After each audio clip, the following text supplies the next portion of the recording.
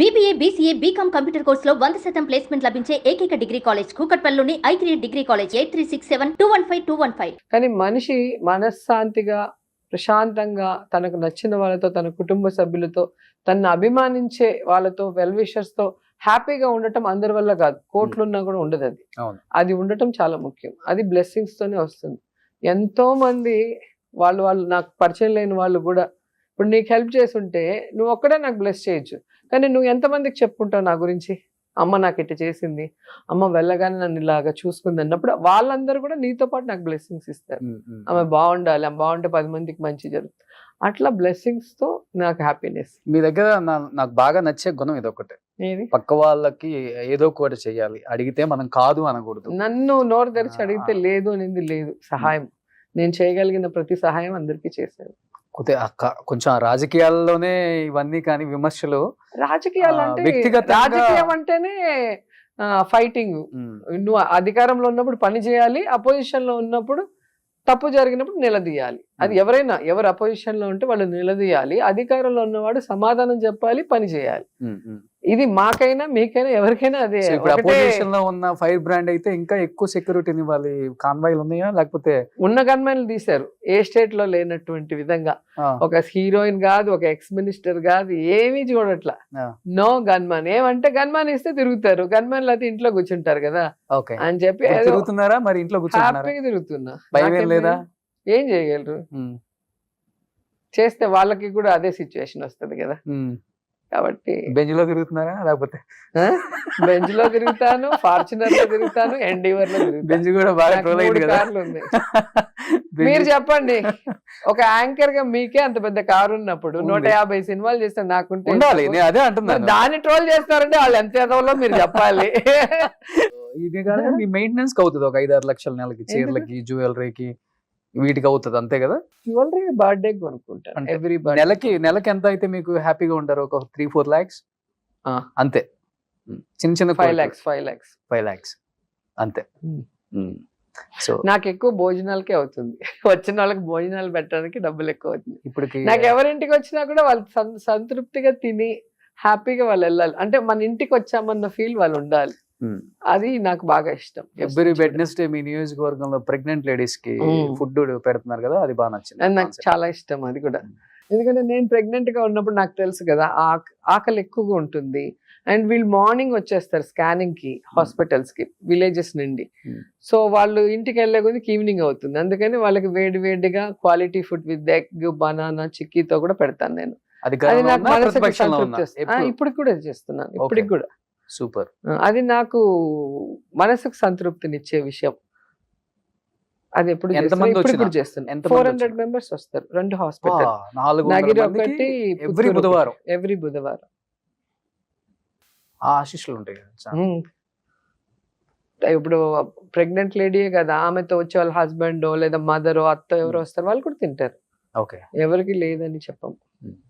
So ఇప్పుడు income source ఏంటండి? అంటే ఇప్పుడు రాజకీయాల్లోకి వచ్చిన తర్వాత ఉన్నదే పోగొట్టుకున్నానని చెప్పారు కాబట్టి, అన్ని పోయినా చెన్నైలో ఒక 500 నుంచి 700 కోట్ల ఆస్తులు ఉంటాయి రోజా గారిది అనేది ఒక టాక్. నీకు కావాలా? సో అప్పుడులోనే గ్రౌండ్లు కొనేసారు ఆమె హీరోయిన్ ఉన్నప్పుడే.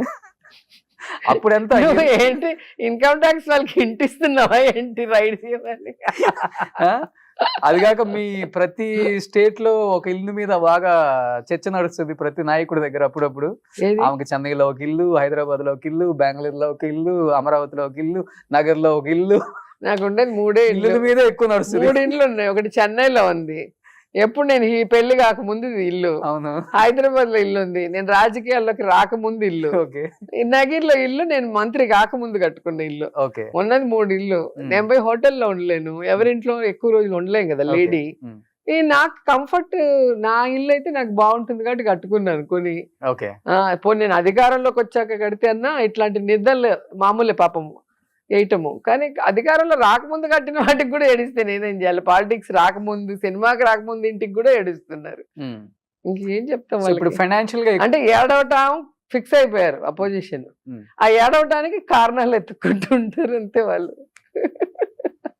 ఫైనాన్షియల్ గా ఎక్కువ శెల్వా గారు చూసుకుంటారా ఏది కావాలన్నా కానీ? ఆయనే కదా మొగుడు, ఇంటికి పెద్ద అమ్మలేందో ఏం పక్కింటి ఆయన చూసుకున్నట్టు సెల్వా గారే చూసుకుంటారా ఆయన చూసుకోవాలి.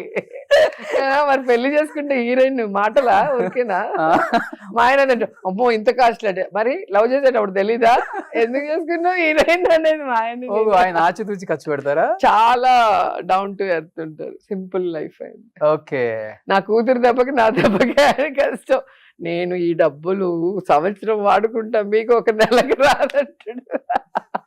ఎక్కడైనా బర్త్డే పార్టీ అంటే గ్రాండ్ గా అందరు పిలుస్తాం, మంచిగా నాగలు అంట.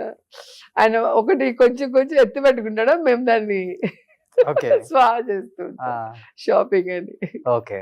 సో మీకేమో ఉన్న దాంట్లో జాగ్రత్తగా హ్యాపీగా ఎంజాయ్ చేసి బతకడం ఉన్నంత వరకు హ్యాపీ. బ్యాంకుల్లో బ్యాలెన్స్లు అవన్నీ మనకి అవి ఎవడో మన తర్వాత తినేవాడికి ఎత్తి పెట్టినట్టు ఉంటుంది. మనం ఉండడానికి మంచి ఇల్లు, కారు, హ్యాపీగా పిల్లలతో రెస్టారెంట్ కో షాప్ కో వెళ్తే ఏదైనా వాళ్ళు అడిగింది కొనిచ్చే అంత హ్యాపీనెస్ ఉండాలి కదా. ఎత్తి పెట్టుకుని ఏం చేస్తాం అంతా కూడా. అలాగా హ్యాపీగా ఉండాలి లైఫ్ అంతే. ఇప్పుడు కొంచెం టైం దొరికింది కాబట్టి మీ 90s రీయూనియన్ హీరోయిన్స్ అంతా కలవటం ఇవి జరుగుతున్నాయా? చేస్తాం. మీనా గారు, రమ్యకృష్ణ గారు.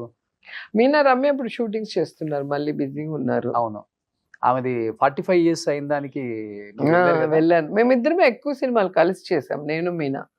కన్నడ, తెలుగు, తమిళ్ అన్నిట్లో ఇద్దరు హీరోయిన్లు అంటే నేను మీనా ఎక్కువ చేసాం. అవును. సో తన ఫంక్షన్ కి నేను వెళ్ళాలి కదా. సో టఫ్ ఫైట్ ఉండేది కదా అప్పుడు హీరోయిన్స్ కి మధ్యలో. గొడవలు ఏమి ఉండేవి కాదు. నాతో అందరు హీరోయిన్లు చాలా ఫ్రెండ్లీగా ఉంటారు. రమ్య, రాధికక్క, ఖుష్బు, మీనా అందరు నాతో బాగుంటారు. ఎప్పుడు కూడా కలుస్తూ ఉంటాము. సో యాక్టింగ్ చేసేటప్పుడు డ్రెస్సింగ్ లో బెస్ట్ గా కనిపించే దాంట్లో పోటీ ఉండేది మాకు. అవునా? ఎప్పుడు కూడా వాళ్ళు వచ్చి చూస్తారు, వాళ్ళ అసిస్టెంట్ వచ్చి చూస్తారు. ఎవరు ముందు వస్తారో వాళ్ళ డ్రెస్సింగ్ ని ఇంకో ఆర్టిస్ట్ వాళ్ళ అసిస్టెంట్ చూసి ఏ కలర్ వేస్తుంది, దానికన్నా మంచి కలర్ వేయాలి. అన్ని రెడీగా ఉంటాయి కదా. మాకు ఒక డ్రెస్ ఉండదు, 10-15 ఉంటాయి. సో అప్పటికప్పుడు ఒక హౌస్, ఇప్పుడు బొబ్బిల్ సింహము ఇద్దరికి చీరలే.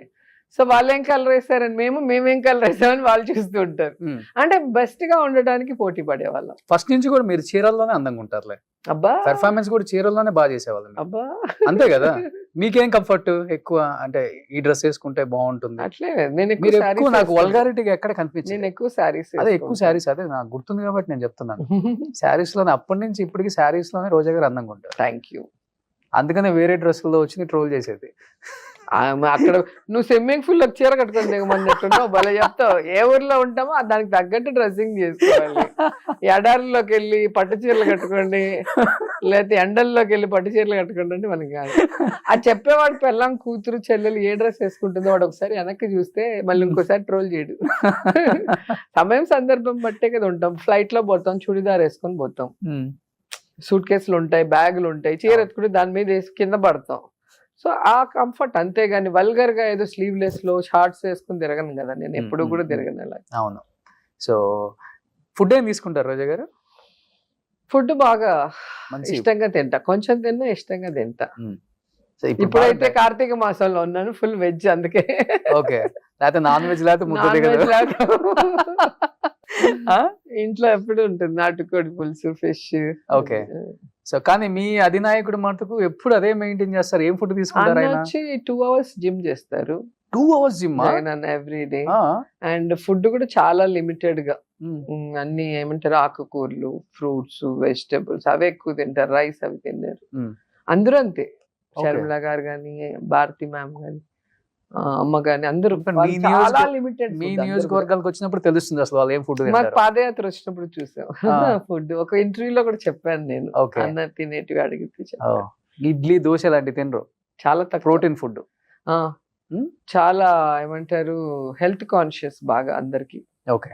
వాళ్ళందరూ కూడా అలాగే ఉంటారు. సో పాలు కూడా ఏదో 1 లీటర్ పాలు 1 గ్లాస్ అవుతుంది, అల్లం వేసి మరగబెట్టి తాగుతారు.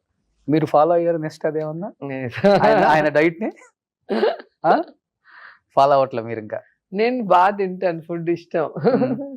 ఫస్ట్ నుంచి కూడా బాగా ఇష్టం. వెంకటేష్ గారు ఇలా చూసేవాళ్ళు, ఇంత పెద్ద క్యారేజ్ వచ్చేది, అందరం కూర్చొని తినేవాళ్ళం. నాతో షూటింగ్ ఉందంటే అందరికి భోజనాలు.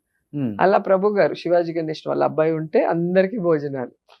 అట్లా మేము ఎంజాయ్ చేయడమే కాకుండా ఫుడ్ అందరికి పెడతాం. ఓకే. వెంకటేష్ సార్ వాళ్ళంతా కూడా లిమిటెడ్ ఫుడ్ తింటారా, వాళ్ళు మా క్యారేజ్ చూస్తే ఇట్లా చూస్తారు, హీరోయిన్ ఏంటి